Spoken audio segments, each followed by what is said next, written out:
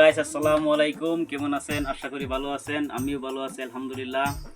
তো আমি নতুন করে স্টুডিওর কাজ আরম্ভ করেছি।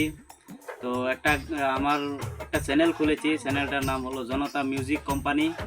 তো আমার এই চ্যানেলে নতুন নতুন গান আপলোড হবে। তো আশা করি আপনারা এই চ্যানেলটা সাবস্ক্রাইব করে রাখবেন। তো বেশিভাবে সাপোর্ট করবেন যাতে আগ বাড়তে পারি। ধন্যবাদ।